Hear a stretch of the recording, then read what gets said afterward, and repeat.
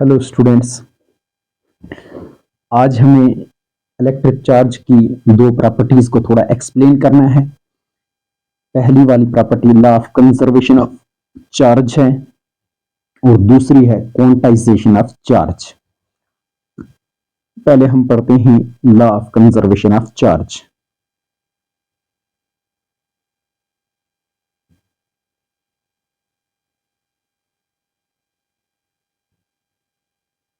Conservation of charge.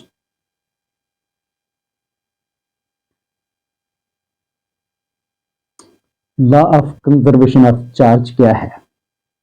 Law of conservation of charge है, ये कहता है ये कंसेप्ट हमसे कि कोई भी जो चार्ज है या चार्ज को हम क्रिएट कर सकते हैं या किसी भी चार्ज को हम डिस्ट्रॉय कर सकते हैं, बट इन पेयर्स।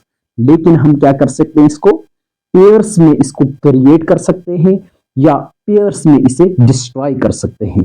मतलब आपने आज तक पढ़ा होगा charge can neither be created nor destroyed, ठीक है। लेकिन हम चार्ज को क्रिएट या डिस्ट्रॉय कब कर सकते हैं? सिर्फ पेयर्स में, ठीक है। या इसकी दूसरी ही डेफिनेशन है, ये है इलेक्ट्रिक चार्ज किसी भी आइसोलेटेड सिस्टम की हमेशा क्या रहती है? सेम रहती है, ठीक है। ठीक है, समझ आई इतनी आपको? अब इसको थोड़ा हम लिखते हैं। चार्ज कैन बी क्रिएटेड और डिस्ट्रॉयड इन पेयर्स, ठीक है। सिर्फ पेयर में हम चार्ज को क्रिएट या डिस्ट्रॉय कर सकते हैं, ठीक है। तो इसकी बाद में मैं थोड़ी इसकी एग्जांपल्स देकर समझाऊंगा कैसे पेयर्स में। तो उससे पहले आप आमतौर पे सुनते हैं charge can neither be created nor destroyed और इस और या किसी भी आइसोलेटेड सिस्टम की चार्ज जो होती है वो क्या होती है? हमेशा constant. Total charge on an isolated system remain constant। इसका क्या मतलब है? Total charge on an isolated system remain constant. सबसे पहले हम समझते हैं आइसोलेटेड सिस्टम क्या हुआ। आइसोलेटेड सिस्टम एक ऐसा सिस्टम होता है जिसका एक्सटर्नल इन्वायरमेंट के साथ कोई ताल्लुक नहीं होता। मतलब उसमें से चार्ज ना ही बाहर निकल सकती है, ना ही उसके अंदर कोई और चार्ज आ सकती है। उस सिस्टम को यहां पे इस टॉपिक में कहते हैं आइसोलेटेड सिस्टम, ठीक है। आपने थर्मोडायनेमिक में पढ़ा होगा आइसोलेटेड सिस्टम क्या हुआ, जिसके अंदर ना हीट आ सकती है ना उससे हीट निकल सकती है। वैसे सिस्टम को कहते हैं जैसे आइसोलेटेड सिस्टम, या कोई भी एनर्जी ना निकल सकती है ना आ सकती है। तो यहां पे आइसोलेटेड सिस्टम का ये मतलब है, इसके अंदर ना बाहर से चार्ज आ सकती है ना जा सकती है। कहां से बाहर से भाई? एयर के अंदर। याद रखना एयर के अंदर भी आयोनाइज्ड इलेक्ट्रॉन्स होते हैं। वो एयर के इलेक्ट्रॉन्स को भी कंट्रोल किया जाता है। कैसे? वहां से एयर को हटाकर किसी वैक्यूम के अंदर इस एक्सपेरिमेंट को किया जाता है। अगर हम वैक्यूम के अंदर नहीं करते हैं तो किसी ऐसी कंट्रोल्ड कंडीशन के अंदर करना पड़ता है वो एक्सपेरिमेंट जहां पे एयर की मूवमेंट बहुत कम हो। जहां कम एयर होगी और उसकी मूवमेंट कम होगी, वहां पे आयोनाइज्ड इलेक्ट्रॉन्स की आने की संभावना बहुत कम हो जाती है। वहां भी आइसोलेटेड सिस्टम को क्रिएट किया जा सकता है, ठीक है। इतना आप समझिएगा। आया समझ आइसोलेटेड सिस्टम क्या हुआ? ये आपको समझ आ गया होगा। Remain constant are same, same रहती है, ठीक है। आइसोलेटेड सिस्टम की टोटल चार्ज हमेशा क्या रहती है? सेम। अब आइसोलेटेड सिस्टम क्या हुआ, इसको थोड़ा हम डिफाइन करते हैं। इस system is isolated when charge are not able to enter or exit। ठीक है, जहां पे ना चार्ज आ सकती है बाहर की चार्ज, ना अंदर की चार्ज बाहर जा सकती है किसी भी सब्सटेंस से, उस सिस्टम को कहते हैं आइसोलेटेड सिस्टम। ठीक है, उसको क्या बोलते हैं भाई? Isolated system. Exit the system. ठीक है, किसी सिस्टम के अंदर। एंड द, थोड़ा सा और लिख लो, and the total charge of the system remain the same, remain the same।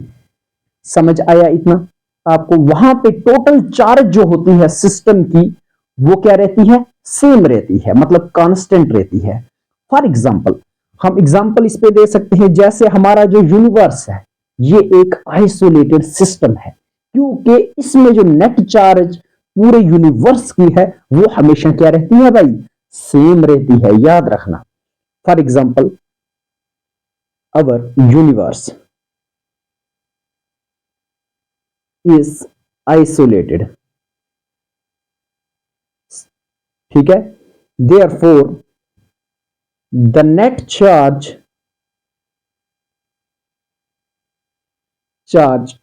Of the universe is constant. क्या रहती है? कांस्टेंट रहती है। पूरे यूनिवर्स की चार्ज क्या है भाई? कांस्टेंट रहती है। ठीक है, जैसे हमने इसकी एक और एग्जांपल दे सकते हैं, जैसे हमने इलेक्ट्रोस्कोप पढ़ा था। क्या पढ़ा था भाई? इलेक्ट्रोस्कोप। इसमें आप ये भी लिख सकते हैं, charge can neither be created nor destroyed. ठीक है, ये भी आप इसमें लिख सकते हैं। जैसे इलेक्ट्रोस्कोप, जो हमने एक एक्सपेरिमेंट किया था, एक स्फेयर था, उसके साथ कंडक्टिंग रॉड और उसके साथ दो फॉइल। ठीक है, छोटे छोटे फॉइल। जैसे ये इलेक्ट्रोस्कोप हमने पहले पढ़ा था, पहले वाले लेक्चर में। ठीक है, ये लेक्चर नंबर 1 का सेकंड पार्ट है। हमने फर्स्ट पार्ट, ये था मेटेलिक स्फेयर। क्या था? मेटेलिक। और इसका एक्सपेरिमेंटल वीडियोस भी कल आपके पास पहुंच जाएगी। मैं पूरा, कोई भी जो याद रखना प्रिंसिपल होता है, उस प्रिंसिपल को सपोर्ट करते हैं छोटे छोटे लैब एक्सपेरिमेंट्स जो होते हैं। ठीक है, ये आप इतनी बात याद रखना। तो ये एक्सपेरिमेंट कल मैं आपको पूरा दिखाऊंगा, बिल्कुल ऐसे ही जो इस पे है वही हो रहा होगा, बिल्कुल यही मेटेलिक स्फीयर होगा वो एक्सपेरिमेंट में। ठीक है, उसको थोड़ा मतलब मैंने बनाया है, किया भी है, अब उसको आपको थोड़ा दिखाने के लिए वो दोबारा से वीडियो बनानी है उसकी, तो वो कल तक आपके पास आ जाएगा। ये जो मेटेलिक स्फीयर था, फॉर एग्जांपल, ये क्या था? हमने किया था charging by induction. Charging by induction, ये हमने इस पे दिखाया था। कॉम्ब था हमारे पास, इस पे आ गई थी नेगेटिव चार्ज। ठीक है, नेगेटिव, और इस नेगेटिव चार्ज ने इसके ऊपर जो इलेक्ट्रॉन्स थे इनको रिपेल किया था, और यहां पे आ गई थी नेगेटिव चार्ज, यहां पे रह गई थी पॉजिटिव चार्ज। ठीक है, अब सिस्टम क्या है यहां पे? याद रखना, यहां पे सिस्टम किस चीज का मिलकर बनता है? यहां पे सिस्टम, इलेक्ट्रोस्कोप के अंदर सिस्टम क्या है भाई? सिस्टम ये है, ये पूरा, ये दो फॉइल, ये दो, फॉर एग्जांपल एल्युमिनियम फॉइल हमने लिया है, एल्युमिनियम फॉइल, या किसी गोल्ड फॉइल ले लो, और साथ में ये कंडक्टिंग स्फीयर, और ये जो मेटेलिक ये रॉड जैसी है। ठीक है, इसके बीच में मेटेलिक वायर या रॉड। ठीक है, ये भी हम किसकी ले लेंगे भाई? ये ले लेंगे कॉपर की। ये जो रॉड है, ये बीच में एक कॉपर की भी ले सकते हो आप। तो ये जो ये सिस्टम है, इस पे पॉजिटिव और नेगेटिव चार्ज का पोलराइजेशन हो जाता है। सबसे पहले क्या हो जाता है? पोलराइजेशन हो जाता है। फिर इसके बाद हम क्या करते हैं? इसको टच करते थे, नेगेटिव चार्ज पूरी ग्राउंड में चली जाती थी, इसके ऊपर पॉजिटिव चार्ज आ गई, ये आपस में रिपेल कर दूर हो जाते थे जब इसके ऊपर पॉजिटिव चार्ज आती थी। ठीक है, ये सेकंड स्टेप में, ये आपको मैंने पूरा दिखाया था। इसकी एक्सपेरिमेंटल वीडियो कल तक आ जाएगी, थोड़ी छोटी सी वीडियो। तो शुरू में तो ये नेगेटिव था, फिर पॉजिटिव। अब सिस्टम क्या है? इसमें ये है पूरा सिस्टम। ठीक है। ये दो लीफ प्लस ये मेटेलिक सफेयर, ये दोनों मिलाकर बनाते हैं एक सिस्टम। अब इसके ऊपर देखो चार्ज तो इसमें आ गई, इनमें चार्ज शुरू में ये रिपेल करना शुरू हो गए थे, ठीक है, नेगेटिव चार्ज यहां से यहां आ गई, लेकिन उतनी ही इसमें पॉजिटिव चार्ज भी क्रिएट हो गई थी, ठीक है। ऐसे ही जो इसका ये कंडक्टिंग पार्ट था इलेक्ट्रोस्कोप, ये इसको बोलते हैं क्या, इलेक्ट्रोस्कोप। ये जो कंडक्टिंग पार्ट था ये और ये पूरा आइसोलेट था। क्या था आइसोलेट, किससे, बाकी इर्द गिर्द इसके सराउंडिंग थे, बिल्कुल आइसोलेट था। ना इसमें इलेक्ट्रॉन आ रहे थे बाहर से, ना इसमें बाहर से जा रहे थे। शुरू में इलेक्ट्रॉन जब हमने इसको कॉम्ब को इसके नजदीक लाया इंडक्शन के थ्रू, इसको जब हमने चार्ज करने की कोशिश की थी शुरू में, ठीक है, तब क्या था, ये आइसोलेटेड था फ्रॉम द किससे, यूनिवर्स थी, ठीक है। और तो ये आप याद रखिए। और जिसने किया था इसको ग्लास जार के बीच में किया था, तो ये जो बाहर है ये कॉम्ब है, और ये जो पूरा है ये था आइसोलेट, ठीक है, ये वाला पार्ट ये था आइसोलेट, याद रखना। मेटेलिक सफेयर बाहर था, ठीक है, ये पूरा पूरा आइसोलेट। इसको कैसे किया था आइसोलेट, यहां पे इसमें इसको जार में, एक ग्लास जार में इसको रखा था आइसोलेट, ताकि ये जो इसमें आने वाले इलेक्ट्रॉन्स हैं या इसमें आने वाली पॉजिटिव चार्ज हैं, जब इलेक्ट्रॉन ग्राउंड हमने कर दिए थे, ताकि यहां इसको एयर के बीच में नहीं किया जाता है, क्योंकि यहां पे अगर इसको ओपन में करेंगे ग्लास, ये जो जार नहीं होगा, एयर में आयोनाइज्ड इलेक्ट्रॉन्स आएंगे, इसको इसके साथ मिलकर इसको न्यूट्रल कर देंगे, फिर ये आपस में रिपेल नहीं करेगा, ये दोनों आपस में वापस न्यूट्रल हो जाएंगी। इसलिए इस ग्लास को हमने लगाया था ताकि ये इस यूनिवर्स से क्या रहे, आइसोलेट रहे, ठीक है। ये जो नीचे वाला है ये पूरा ये आइसोलेटेड सिस्टम बन गया था, ठीक है, मेटेलिक सरफेयर को छोड़कर। मेटेलिक सरफेयर जो था ये बाहर था, ये बीच में ग्लास थी, यहाँ पे कोई रबर थी, उसके बीच में से ये रॉड अंदर गई, ठीक है। तो ये था आइसोलेट फॉर एग्जांपल। तो ये इंसुलेटिंग रबर यहाँ पे हम लगाते हैं, ठीक है, इतना याद रखना। तो इसकी जो सबसे पहले आप इसको थोड़ा सा और देखो, ये law of conservation of charge क्या कहता है, sum of the charge of isolated system, वो क्या रहती है भाई, ये अगर आपको समझ नहीं आया ये एक्सपेरिमेंट, ये आप दूसरी वीडियो से समझ सकते हैं, इसमें टेंशन लेने की कोई बात नहीं है, आप बाकी ये समझिएगा। Net charge on isolated system क्या है, कांस्टेंट है, यही है conservation of charge, law of conservation of charge. अब इसकी एक एग्जांपल समझिएगा, क्या समझिए भाई इसकी एग्जांपल। फॉर एग्जांपल हमारे पास ये एक ऐसे एक फॉर एग्जांपल एक सिलेंड्रिकल कोई, या ऐसे आप क्यूबिक बॉक्स रखो, ठीक है, क्यूबिक बॉक्स रखो, इसके बीच में चार्ज है, क्या है भाई, इसके बीच में चार्ज है, कितनी है भाई, एक है +2 कूलम की चार्ज, और दूसरी है इसमें कौन सी चार्ज भाई, हम रख देते हैं फॉर एग्जांपल -3 कूलम, और है इसमें +5 कूलम चार्ज। ये 3 चार्ज हैं इस बॉक्स के अंदर, किसमें है भाई, इस बॉक्स के अंदर है। अब इनकी नेट चार्ज कितनी आएगी, summation of Q is equal to, इसको एक तो हमने इसकी प्रॉपर्टी पढ़ी थी कि जो इलेक्ट्रिक चार्ज है ये ऐड होती है अल्जेब्रिकली। अब समझिए क्या, ये एक है +2 कूलम चार्ज, इसको लिखेंगे +2 कूलम, दूसरी है -3 कूलम, इसको लिखेंगे -3 कूलम, तीसरी है +5 कूलम, इसको लिखेंगे +5 कूलम, ठीक है, ये हमने किया। अब इसका नेट कितना आ गया, अब इसका नेट आ गया भाई हमारे पास इज इक्वल टू इसका आ गया भाई +4 कूलम, ये हमारे पास नेट चार्ज आई, क्या आई, नेट चार्ज आई। अब कुछ टाइम के बाद फॉर एग्जांपल आप समझिएगा ये आइसोलेटेड सिस्टम है, बाहर की कोई चार्ज इसके साथ टच नहीं होती है, ये ना अंदर आ सकती है चार्ज, ना बाहर आ सकती है, ये बॉक्स को आप एज्यूम कीजिएगा आइसोलेटेड सिस्टम, याद रखना। अब कुछ टाइम के बाद फॉर एग्जांपल इसमें कोलिजन हुआ, क्या हुआ, आपस में चार्ज आपस में टकराई चार्ज, एक नई चार्ज क्रिएट हो गई, फॉर एग्जांपल क्यू चार्ज। अब एक चार्ज है हमारे पास +7 कूलम, दूसरी आ गई -4 कूलम, फिर आ गई -3 कूलम, -3 नहीं आप रखो भाई +3 कूलम, फिर और चार्ज क्यू आ गई। अब हमें देखनी है भाई क्यू चार्ज कितनी होगी, हमारे पास जो इसमें अब आ गई चार्ज, अब क्यू कितनी होगी हमें पता है total net charge of an isolated system remain constant, ये भी आइसोलेटेड सिस्टम है, ये यही है। कुछ टाइम के बाद आपस में देखो चार्ज 2 से 3 बन सकती हैं, कोलिजन हुआ इनमें से तो एक नई चार्ज क्रिएट हो सकती है, लेकिन नेट चार्ज सेम रहेगी of isolated system.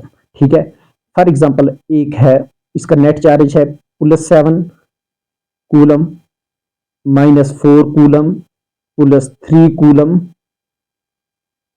+Q coulomb is equal to, net charge कितनी थी इसकी +4 coulomb is equal to +4 coulomb. हमें पता चल जाएगा क्यू चार्ज कितनी है, क्यू हमें निकालनी है, क्यू चार्ज निकालनी है हमें, कितनी कूलम की बनी होगी।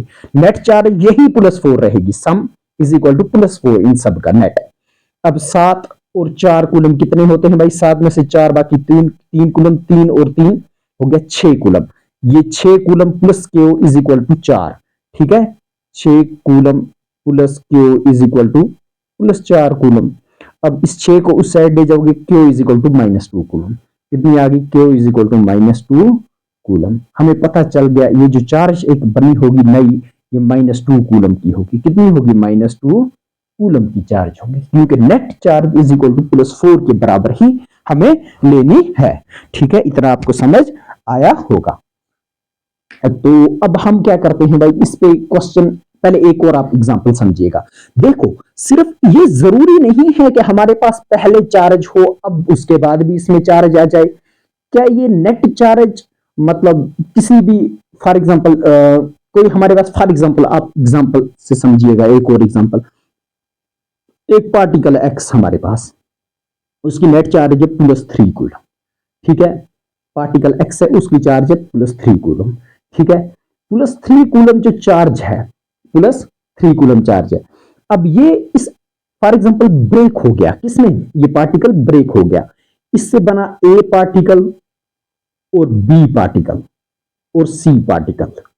ठीक है, ए बी और सी पार्टिकल।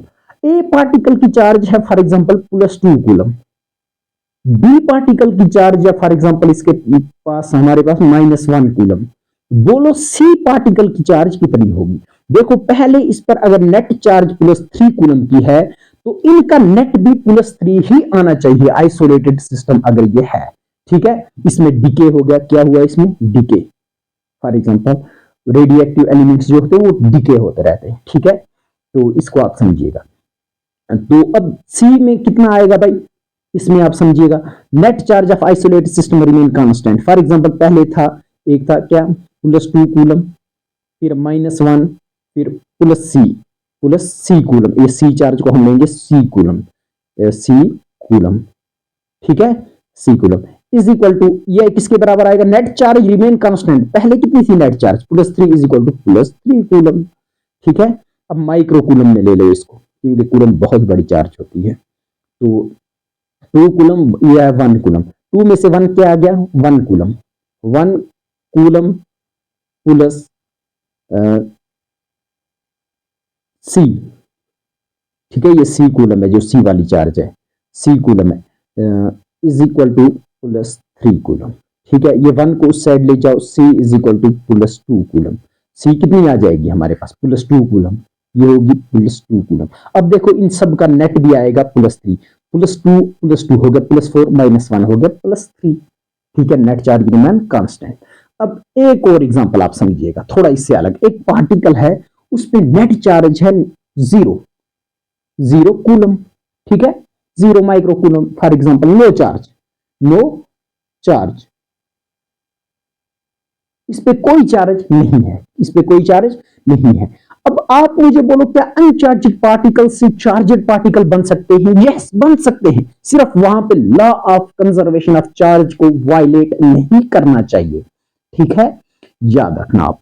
इस पे फॉर एग्जांपल पहला जो बना, एक m पार्टिकल बना और एक और पार्टिकल बना, n पार्टिकल बना और एक बना p particle, for example MnP। एक पे चार्ज आ गई, कितनी आई भाई, p नहीं, अब 2 ही रखिए। अगर एक पे 2 पार्टिकल बने, एक पे +3 है चार्ज, दूसरे पे कितनी चार्ज होगी, ताकि नेट कितनी है, 0 ही आनी, दूसरे पे होगी -3 कूलम, इस पे चार्ज आएगी -3 कूलम। हो सकता है, अब आज हमें समझ आया, एक अनचार्जड पार्टिकल से 2 चार्जड पार्टिकल बन गए, लेकिन net charge net is equal to आएगा +3 coulomb, -3 coulomb is equal to 0। वही तो पहले भी 0 था, अब भी 0 हमारे पास आई नेट चार्ज। ठीक है, तो ये था हमारे पास कंजर्वेशन ऑफ चार्ज। क्या था भाई? Conservation of charge. Conservation of charge कहता है total initial charge, conservation of charge, जो एग्जांपल से हमने समझा। कंजर्वेशन ऑफ चार्ज कहता है हमें भाई टोटल चार्ज ऑन आइसोलेट, किसी भी ऐसे लिखो आप, आइसोलेटेड सिस्टम की जो टोटल इनिशियल चार्ज है, क्या है? Q total initial, initial total is equal to Q final total. यही तो है law of conservation of charge. ठीक है, अब इसमें मैंने आपको पहले ही एक एग्जांपल दी, चार्ज कैन बी क्रिएटेड और डिस्ट्रॉयड इन पेयर, और डिस्ट्रॉयड इन पेयर। ये वाली जो इसकी अच्छी डेफिनेशन है, जो आप मतलब जो हमने ग्रेजुएशन लेवल पे पढ़ी है जब मैंने बीएससी की। जैसे फॉर एग्जांपल एनहिलेशन, इसका एग्जांपल है एक, और पेयर प्रोडक्शन। ठीक है, क्या है? Pair production and annihilation.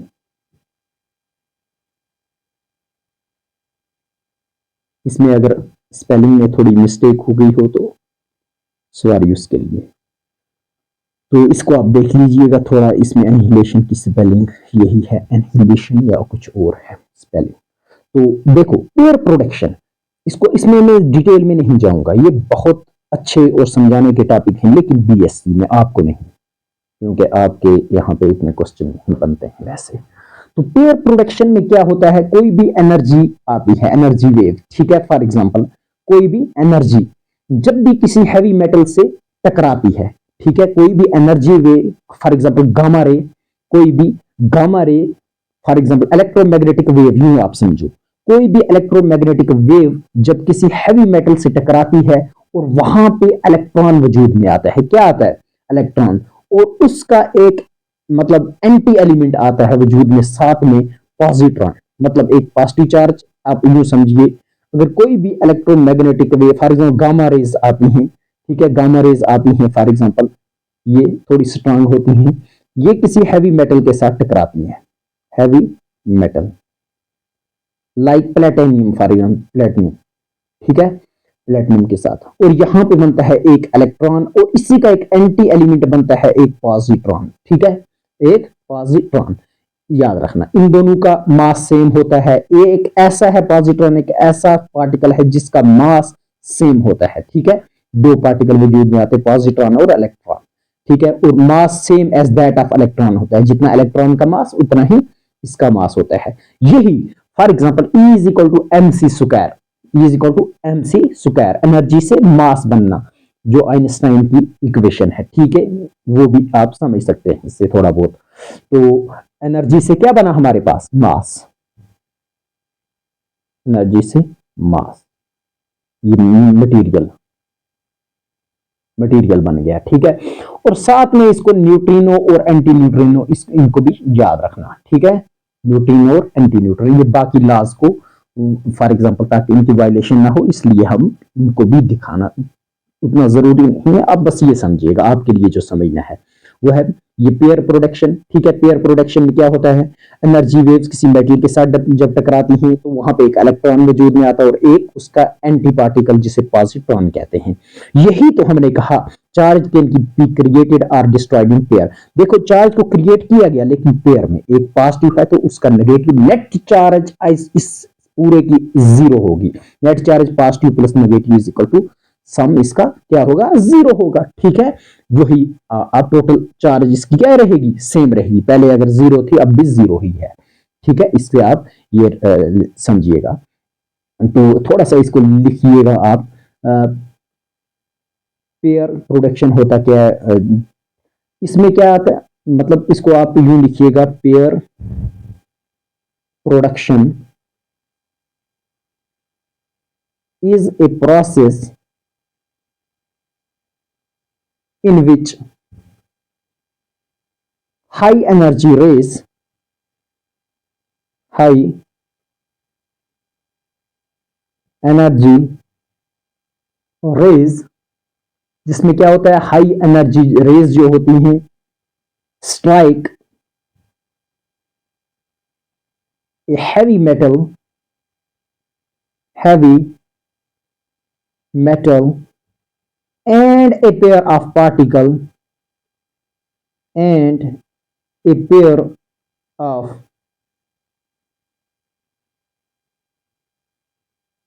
particle are produced, which are electron and positron, electron and positron carrying a respective charge of plus E and minus E. ठीक है, उनकी चार्ज कितनी होती है, प्लस ई और माइनस ई। अगर एक ई है, प्लस ई का मतलब है जो चार्ज ऑफ इलेक्ट्रॉन हो, प्लस ई या माइनस ई दोनों का मतलब है जितनी चार्ज ऑफ एलिमेंट्री पार्टिकल होती है, कितनी आइसोलेटेड सिस्टम पे जो एग्जिस्ट कर सकता है, उसकी होती है 1.6 into 10 to the power minus 19 coulomb, जो मैंने आपको दिखाया था। ठीक है, तो नेट चार्ज कितनी रहती है लेकिन कांस्टेंट, ये भी हम लिखेंगे इसमें थोड़ा।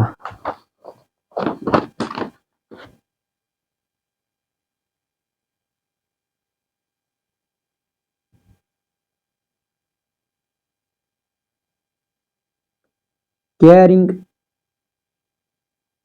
ए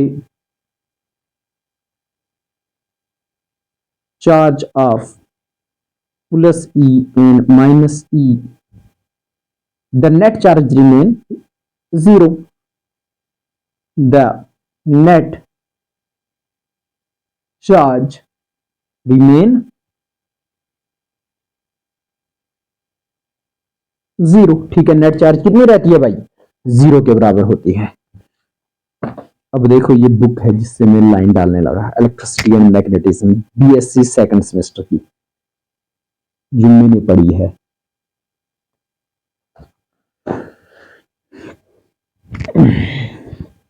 समझ आई इतनी आपको, इतना आपको अच्छे से समझ आया होगा।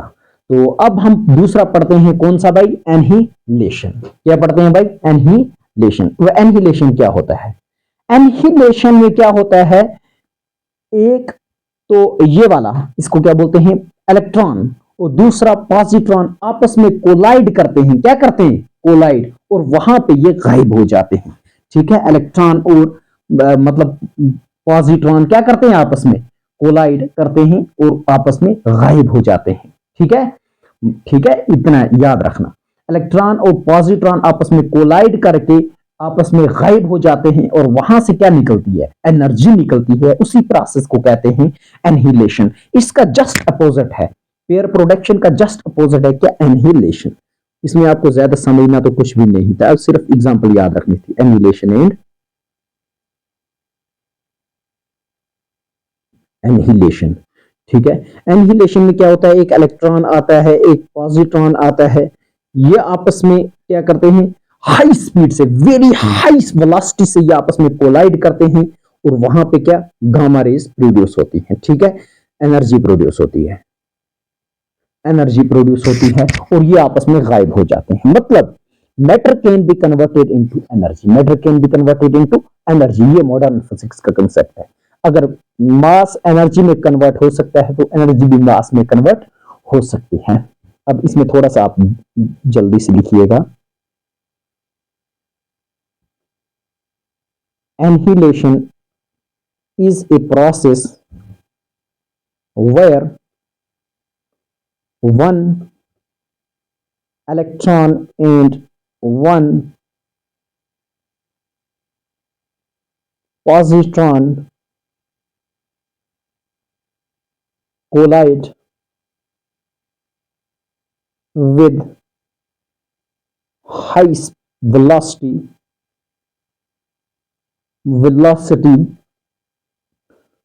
और क्या होता है, both are destroyed destroyed and convert to energy. Energy ठीक है। नेट चार्ज इसमें कितनी रहती है भाई, जीरो हो जाती है। Net charge remain zero. Net charge remain zero. अब देखो मैंने आपको बोला था ना चार्ज को बनाया भी जा सकता है और खत्म, लेकिन देखो यहां पे चार्ज को खत्म किया गया डिस्ट्रॉय, लेकिन पेयर में। ठीक है, उसके जस्ट अपोजिट, नेगेटिव का अपोजिट पास्ट, इसमें इसको खत्म भी किया गया। यही था law of conservation of charge. अब हम पढ़ेंगे दूसरा कंसेप्ट। कौन सा कंसेप्ट भाई, ये वाला इसका दूसरा अब जो टॉपिक है हम वो उठाएंगे, लॉ ऑफ ये क्वांटाइजेशन ऑफ चार्ज। क्या उठाएंगे भाई, क्वांटाइजेशन ऑफ चार्ज। तो इसमें हम क्वेश्चन भी करेंगे, मतलब इन दोनों में बेसिक क्वेश्चन 8-10 क्वेश्चन हम करेंगे क्वांटाइजेशन और खाली कंजर्वेशन ऑफ चार्ज पे। ठीक है, उसके बाद जो टॉपिक है वो है कूलम लॉ, बहुत इंपॉर्टेंट। जैसे मैंने आपको बोला था लॉ ऑफ चार्ज ने खाली डायरेक्शन ऑफ फोर्स बताई थी, ऐसे ही जो कूलम लॉ होता है वो बताता है मैग्नीट्यूड ऑफ फोर्स, फोर्स कितनी ज्यादा होगी या कितनी कम होगी। तो अब है हमारे पास जो चार्ज ये टॉपिक वो है इसकी चौथी प्रॉपर्टी इलेक्ट्रिक चार्ज की, वो है क्वांटाइजेशन ऑफ चार्ज। क्या है,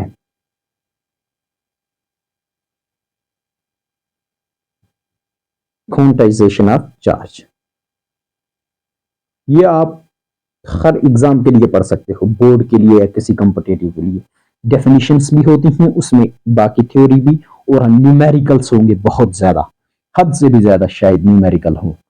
तो सबसे ज्यादा टाइम उसी में आपको लगेगा, न्यूमेरिकल में। ठीक है, इतना आप याद रखिएगा। फिलहाल जितना मैं करवाता हूं उतना आप करते जाइएगा।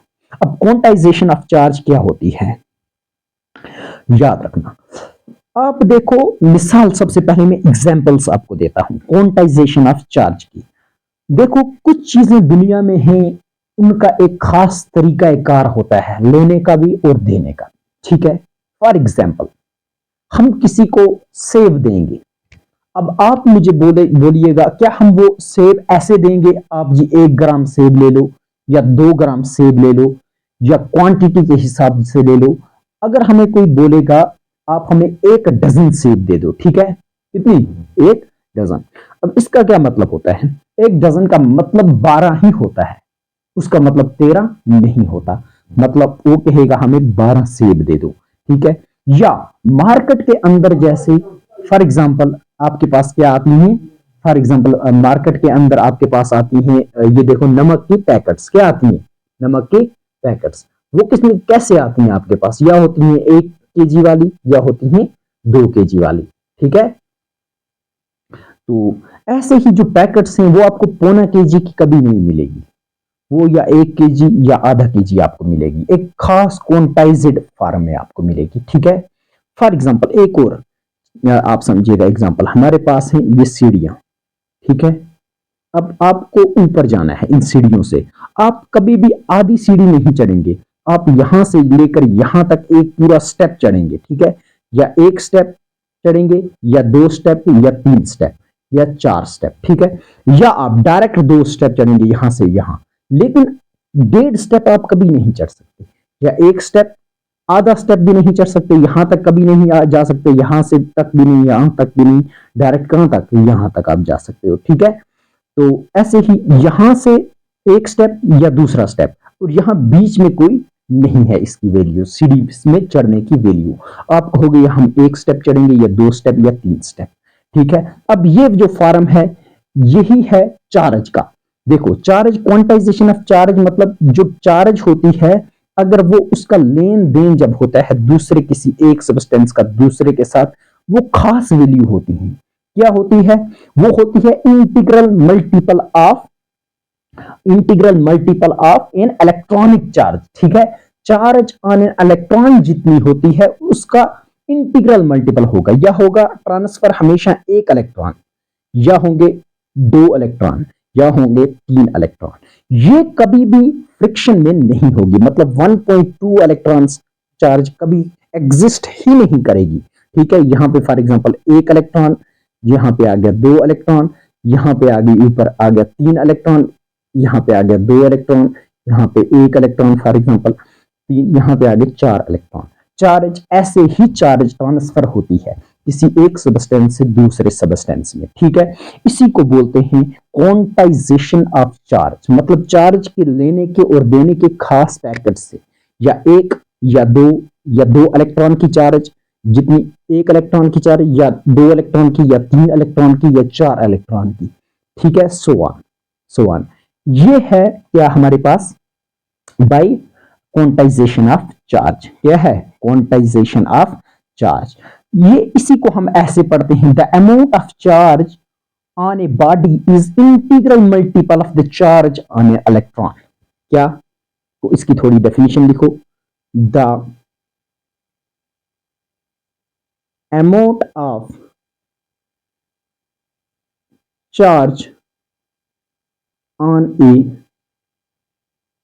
Body is integral multiple of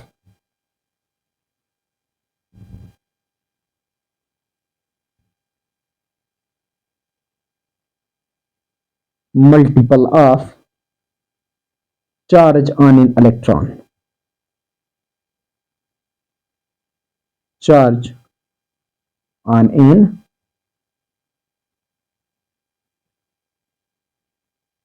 electron, ठीक है, ऑन एन इलेक्ट्रॉन। यही हम लिखते हैं, जो चार्ज होती है क्यू इज इक्वल टू किसी भी बॉडी के ऊपर जो चार्ज होती है, ठीक है, या किसी के बॉडी के ऊपर जो एग्जिस्ट करती है चार्ज, या वो बॉडी किसी को चार्ज देता है या लेता है, तीनों चीजें वो हमेशा बराबर होगी प्लस माइनस एन, ठीक है। इतनी चार्ज एग्जिस्ट भी करेगी, या वो लेगा भी, किसी को देगा या लेगा किसी से charge. N is equal to, N की वैल्यू 1 या 0 से स्टार्ट होती है, 0 1 2 सो ऑन टू एन होगी। ये कभी भी 1.1 नहीं होगी, आधा इलेक्ट्रॉन कभी ट्रांसफर नहीं होता, इसको आप याद रखिएगा। तो इसी को थोड़ा आप यू लिखिए, दैट इज इंक्रीज और डिक्रीज ऑफ चार्ज, यहां पे जगह नहीं है, दैट इज इंक्रीज और decrease of charge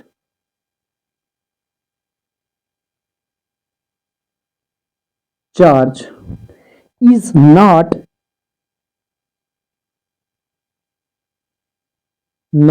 continuous,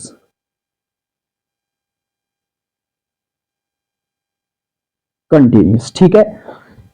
increase या डिक्रीज चार्ज का वो क्या है, कंटिन्यूस कभी नहीं हो सकता। कंटिन्यूस का मतलब है एक इलेक्ट्रॉन, फिर उसके बाद आता है 1.1 1.2 1.3 1.4 1.9, फिर उसके बाद 2, ऐसा इसको बोलते हैं कंटिन्यूस, ठीक है। इसके बीच में देखो 1 और 2 के बीच में कहीं वैल्यू आती है, हजारों लाखों बल्कि, ठीक है। अगर आपने ये पढ़ा होगा बीएससी के अंदर, ये इसको क्या बोलते हैं, सेट्स, ठीक है, रियल एनालिसिस, उसमें आप पढ़ते हो सेट, बहुत सी उसमें आप देखते हो जो नंबर्स होते हैं 1 और 2 के बीच में इनफाइनाइट नंबर होते हैं, उसको बोलते हैं कंटिन्यूस, ठीक है, वो हो गया कंटिन्यूस मैनर, ठीक है। ये नॉट कंटिन्यूस, चार्ज कभी कंटिन्यूस ट्रांसफर नहीं होती।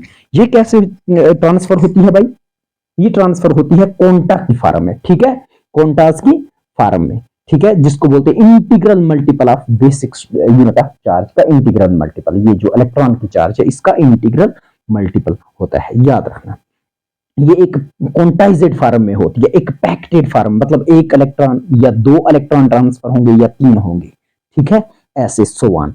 ये कभी भी पॉइंट्स में ट्रांसफर नहीं होगी, इसको आप ऐसे याद रखो।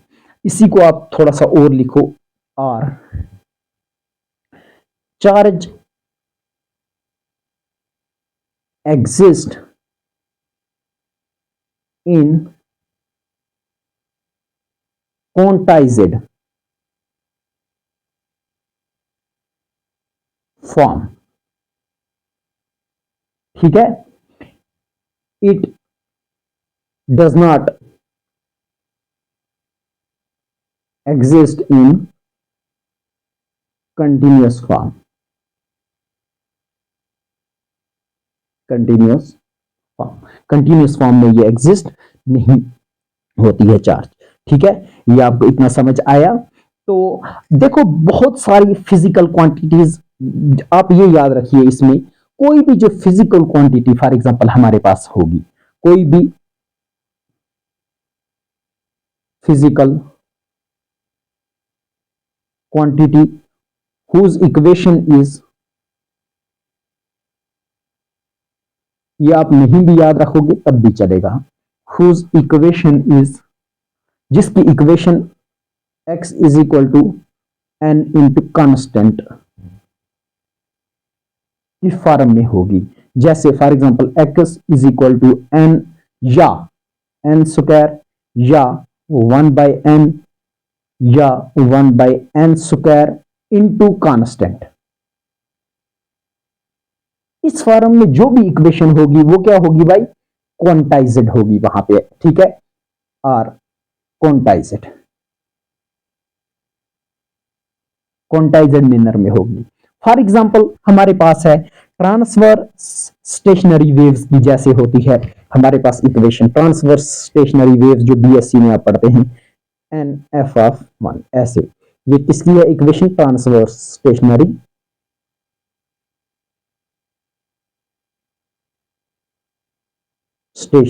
वेव्स की।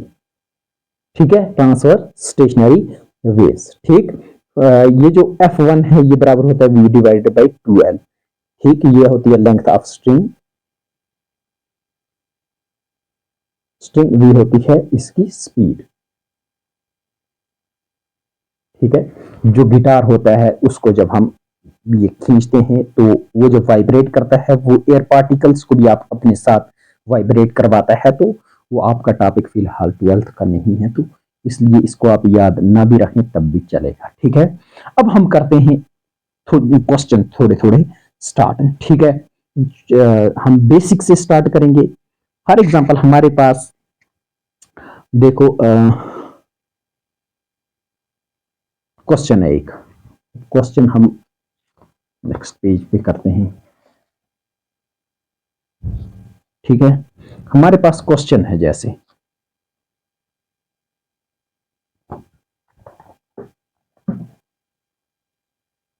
थोड़ी लाइन इसको डाल दो, ड्रा कर ले।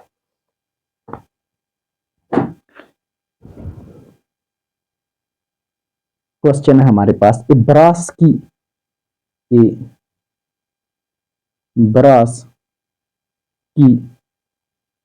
Has a net positive charge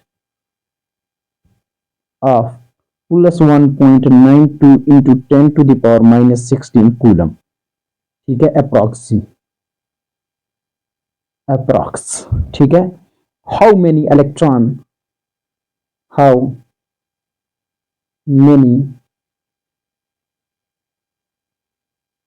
electrons must be added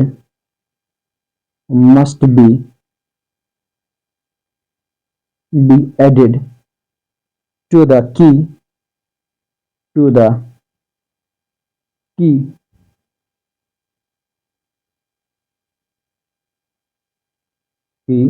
to make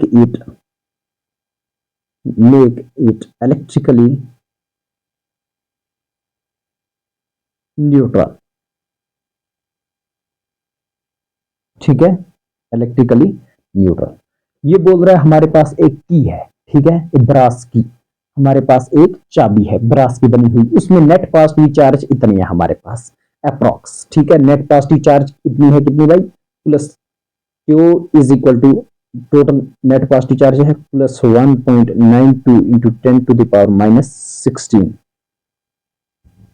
coulomb. ठीक है, how many electron must be added to the की to make it electrically neutral. इसको इलेक्ट्रिकली न्यूट्रल करने के लिए इसमें कितने electrons, number of electrons add करने पड़ेंगे। देखो जितने इसमें टोटल नंबर ऑफ मतलब पॉजिटिव चार्ज होगी उतने ही इसमें नेगेटिव चार्ज उतने ऐड करने पड़ेंगे। सबसे पहले ये पॉजिटिव टोटल चार्ज है इतनी, इसमें number of positive electronic charge कितनी आएंगी, मतलब नंबर ऑफ। ठीक है, आप समझ रहे होंगे प्रोटॉन्स कितने होंगे इसमें, यूं आप समझो। क्यू इज इक्वल टू इतना। अब ये हमें पता है Q is equal to M E, quantization of charge. ये पॉजिटिव चार्ज है तो यहां पे लिखेंगे क्यू की जगह प्लस 1.92 इंटू 10⁻⁻16 कूलम। ठीक है, समझ आ गया इतना।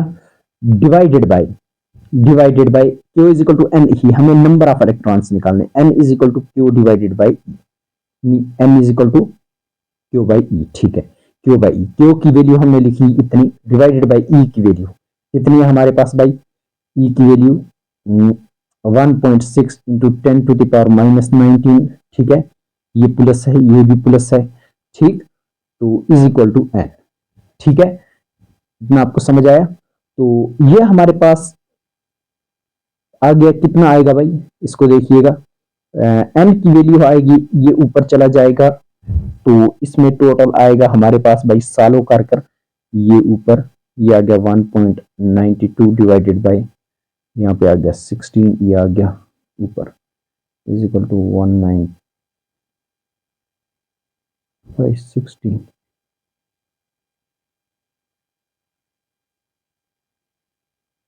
तो 32 इंटू दिस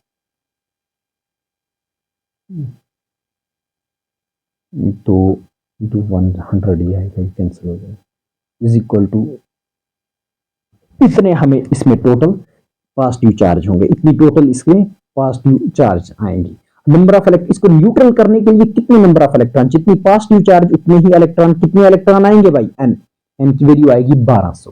ठीक है, 1200 हमें इलेक्ट्रॉन्स देने होंगे इसको इलेक्ट्रिकली न्यूट्रल बनाने के लिए। ठीक है, इतना आपको समझ आया होगा। अब एक और क्वेश्चन है हमारे पास, can an object carry a charge of 2.4 into 10⁻⁻19 coulomb. क्या किसी ऑब्जेक्ट पे इतनी चार्ज हो सकती है, क्या इतनी चार्ज एग्जिस्ट कर सकती है या नहीं कर सकती है। अब इसको हम सोल्यूशन क्या, इसमें नंबर ऑफ इलेक्ट्रिक चार्ज हम निकालेंगे, नंबर ऑफ इलेक्ट्रॉन्स। ठीक है, तो वो अगर integral multiple of basic electronic charge के बराबर होगा तो ठीक, क्वांटाइजेशन का ये क्वेश्चन है। ठीक है, Q is equal to N E, हमें नंबर ऑफ सबसे पहले इलेक्ट्रॉन निकालेंगे, चार्ज इस पे है इतनी भाई 2.4 इंटू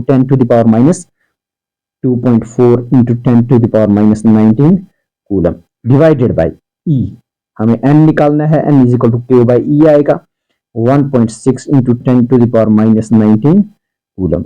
ये आ गया, इसके साथ कैंसिल, ये ऊपर जाएगा, ये हो जाएगा 10⁻⁻19, ये इसके साथ कैंसिल, ये आ जाएगा is equal to 24 divided by 16 is equal to n। 4 4 जा 16, 4 6 जा 24, ये कितना आएगा भाई हमारे पास इज इक्वल टू, ये आ जाएगा 4 4 और 5 जा 20, n इज इक्वल टू 1.5। ठीक है, n is equal to 1, number of electron 1.5। क्या 1.5 इलेक्ट्रॉन कभी हो सकते हैं, नहीं, no, it cannot exist, it cannot be, no charges, no। मतलब इसने कहा था can object carry A charge of इतना, नो, इसका आंसर है क्या, नो। क्यों, इसमें n इज इक्वल टू 1.5 आए, क्या कभी 1.5 चार्ज एग्जिस्ट कर सकती हैं, या एक होगी, क्वांटाइजेशन ऑफ चार्ज कहता था या एक इलेक्ट्रॉन ट्रांसफर होगा या 2 या 3 चार्ज या 4 चार्ज, इसने कहा यहाँ पे n जो होगी 1.5 ई होंगे। ठीक है, 1.5 of basic unit of charge होगा। ठीक है, 1.5 ई। ठीक है, कूलम से ये इसको इतना ही आएगा 1.5 ई। इतने इलेक्ट्रॉन्स, कभी n इतना हो सकता है 1.5 ई, नहीं हो सकता, नो, इट कैन नॉट। ऐसे आप लिखो no because charge is quantized. n का मतलब होता है नंबर ऑफ इलेक्ट्रॉन। ठीक है, is equal to charge divided by e की वैल्यू। ठीक, नंबर ऑफ इलेक्ट्रॉन 1.5 का भी एग्जिस्ट, दूसरे पे ट्रांसफर होंगे ही नहीं, क्योंकि चार्ज क्वांटाइज्ड फॉर्म में होती है, या एक इलेक्ट्रॉन या 2 या 3 या 4 या 5 ऐसे होते हैं ये ट्रांसफर। ठीक है, और भी हमारे पास बहुत सारे क्वेश्चन हैं। एक क्वेश्चन है हमारे पास, फॉर एग्जांपल हमारे पास क्या था भाई, अब एक और क्वेश्चन न्यूमेरिकल्स छोटी सी आप देखो, हमारे पास क्या है, चार आइडेंटिकल बाल्स हैं, ये ऐसे ही, ये इसके साथ हैं हमारे पास चार आइडेंटिकल बाल, एक, दो, तीन और चार। ये क्या है भाई, आइडेंटिकल बाल।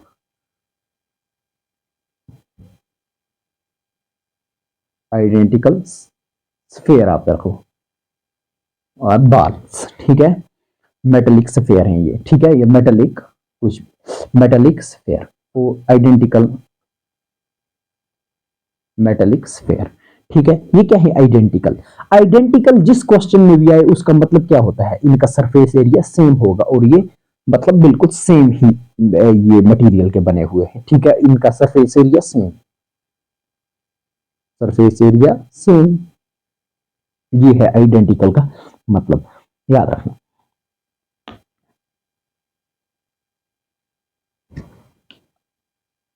और देखिए ये चार मेटेलिक स्फीयर थे, इनके ऊपर एक के ऊपर अगर चार्ज है +60 कूलम, दूसरे पर है -24 कूलम, फिर है तीसरे पर +32 कूलम, फिर इस पर है -28 कूलम। ये इन पर चार्ज है, क्या है भाई, इन पर चार्ज है।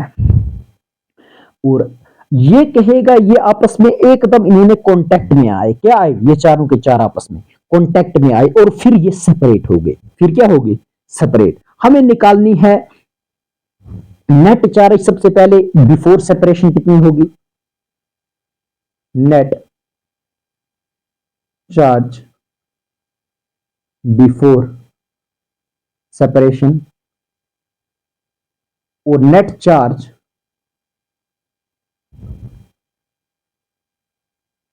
और सब दूसरा पार्ट हमें जो निकालना ये था first second charge on each sphere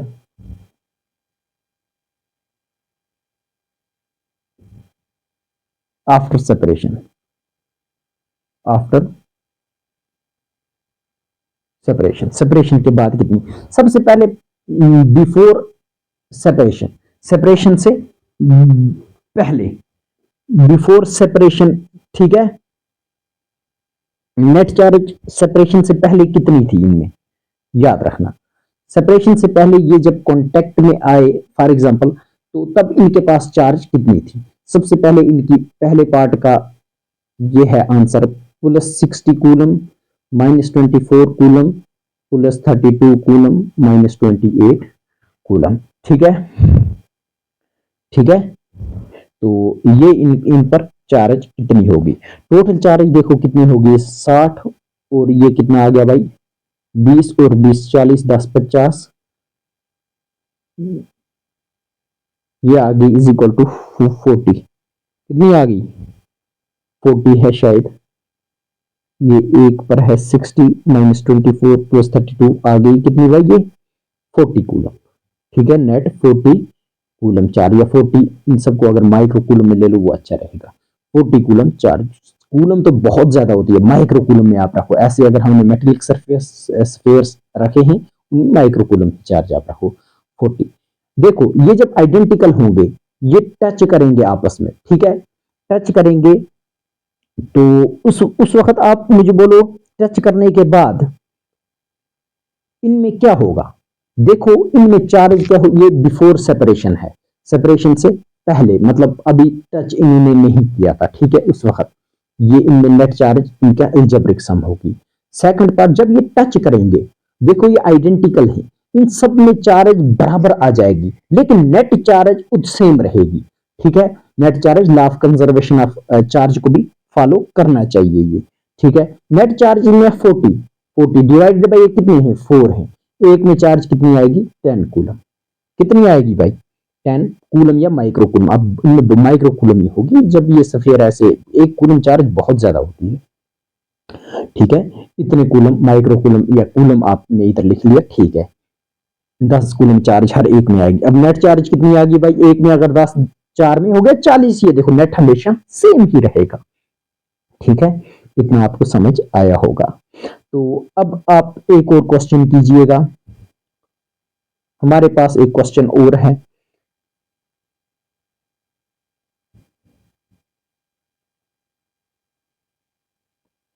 अगर किसी भी न्यूट्रल रॉड, फॉर एग्जांपल ये न्यूट्रल रॉड है, क्या है, न्यूट्रल रॉड है, इसमें हमने ट्रांसफर करवाए 4500 इलेक्ट्रॉन, 4500 इलेक्ट्रॉन्स, इसमें हमने ट्रांसफर करवाए कितने, 4500 इलेक्ट्रॉन्स। इसमें हमें बताना है what would be the electric charge of the metallic rod. ये मेटेलिक रॉड थी, इसमें हमने इतने इलेक्ट्रॉन ट्रांसफर करवाए, इसकी चार्ज कितनी होगी वो हमें निकालना है। इस पे क्या निकालना है, हमें इस पे प्योर चार्ज निकालनी है, ठीक है, इतना हमें इस पे चार्ज कितना होगा वो निकालना है। अब Q इज इक्वल टू किसके बराबर होता है, एन ई के बराबर, ठीक है। अब एन हमारे पास कितना है, एन हमारे पास 4500, एन नंबर ऑफ इलेक्ट्रॉन, इतने 45 हमने ट्रांसफर करवाए। चार्ज ऑफ वन इलेक्ट्रॉन होती है -1.6 into 10 to the power -19 coulomb, ठीक है। अब ये हमें इसके साथ अगर मल्टीप्लाई इसको करवाएंगे तो कितना आएगा हमारे पास, कितनी चार्ज आएगी भाई, ये आ जाएगी हमारे पास इज इक्वल टू ये 1.6 इंटू 4.5 आप करो, 1.6 इंटू 4.5, ये आ जाएगी 4.5 इंटू 1.6 कितना होता है भाई, ये होता है हमारे पास -7.2 into 10 to the power -16 coulomb, इतनी चार्ज होगी, ठीक है, उस मेटेलिक रॉड, ठीक है, मेटेलिक की रॉड थी। तो इसके ऊपर अगर हमने 4500 इलेक्ट्रॉन ट्रांसफर करवाई, इसकी चार्ज कितनी होगी, -7.2 into 10 to the power 16 coulomb, ठीक है। तो अब इसके बाद एक और क्वेश्चन आप कीजिएगा, बहुत अच्छा क्वेश्चन है। क्वेश्चन क्या है भाई, वो आप सबसे पहले देखिएगा।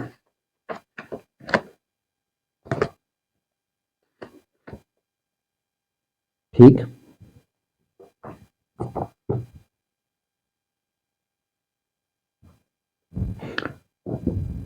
what is the electric charge, what is the electric charge of 3.6 moles of electron, 3.6 mole of electron की कितनी इलेक्ट्रिक चार्ज होगी, ठीक है। अब मोल क्या हुआ, केमिस्ट्री में अगर आपने एक कंसेप्ट समझा होगा, मोल, सबसे पहले मोल समझिएगा आप, मैं ज्यादा नहीं बताऊंगा। जैसे हम कहते हैं 1 डजन, डजन का क्या मतलब होता है, कोई भी आर्टिकल, डजन का मतलब होता है 12, कितना मतलब होता है 12, 1 डजन इज इक्वल टू 12, ठीक है। हम बोलते हैं फॉर एग्जांपल जैसे 1K, आपने YouTube पे देखा होगा 1K सब्सक्राइबर का मतलब होता है 1000, ठीक है, 1K का क्या मतलब होता है 1000। ऐसे ही बोलते हैं फॉर एग्जांपल 1 फीट, ठीक है, या बोलते हैं हम 1 मीटर, 1 मीटर ना, 1 मीटर, 1 मीटर का क्या मतलब होता है, हमेशा मतलब होता है 100 सेंटीमीटर। जैसे डजन का मतलब होता है, इसी को आप, 1 डजन बनाना का मतलब होता है 12 बनाना, 1 डजन याद रखना। आम, जैसे मैंगो का मतलब होता है 12 मैंगो, ऐसे ही होता है मोल, मोल, ठीक है। जैसे 1 डजन का मतलब होता है 12 कोई भी आर्टिकल, मैंगो, ऑरेंज, एप्पल, ऐसे ही एक मोल का मतलब होता है 6.02 into 10 to the power 6.02 into 10 to the power 23, ठीक है। एक मोल फॉर एग्जांपल मैंने कहा बनाना, उसका मतलब होता है इतने बनाना, इसका क्या मतलब है 6.602, आगे कितने और जीरो भाई, आगे 20 जीरो और लगा लो, इतने बनाना बन जाएंगे। अब एक मोल इलेक्ट्रॉन का क्या मतलब होता है, एक मोल ऑफ इलेक्ट्रॉन, इसका मतलब होगा इतने सारे इलेक्ट्रॉन, 6.022 इंटू 10⁻23 इलेक्ट्रॉन। ठीक है, इसका मतलब एक मोल का ये होता है, जो आपको समझना था, एक मोल। ठीक है, ठीक है, ये एक मोल है। अब 3 मोल का 2 मोल इलेक्ट्रॉन कितने होंगे, इसको इंटू 2 करना है पूरी क्वांटिटी में। अब 3 मोल कितने होंगे, इंटू 3। 3.6 कितने होंगे, 3.6 मोल इंटू 3.6। अब देखो, सबसे पहले इसको हम करेंगे किसमें, नंबर ऑफ इलेक्ट्रॉन में। 3.6 मोल ऑफ इलेक्ट्रॉन का मतलब होता है 3.6 इंटू कितना, एक मोल इतना होता है, 3.6 मोल होगा इंटू इतना, इंटू 6.02 इंटू 10⁻23 ऑफ इलेक्ट्रॉन। ठीक है, ठीक है। अब एक इलेक्ट्रॉन की चार्ज, अब ये पूरी क्वांटिटी आ गई, याद रखना। एक इलेक्ट्रॉन की चार्ज, एक इलेक्ट्रॉन की चार्ज होती है 1.6 इंटू 10⁻19 कूलम। ठीक है, ये एक इलेक्ट्रॉन की चार्ज है। कितने, एक इलेक्ट्रॉन की चार्ज है। अब इतने इलेक्ट्रॉन की चार्ज कितनी होगी, इंटू इतना करना है, इंटू करना है 3.6 into 6.02 into 10⁻23 into 1.6 into 10⁻19 coulomb. एक इलेक्ट्रॉन की चार्ज इतनी होती है, इतने इलेक्ट्रॉन की चार्ज होगी ना, इतने इंटू 1.6 इंटू 10⁻19 कूलम। ठीक है, ये हमें निकल गई इसकी चार्ज।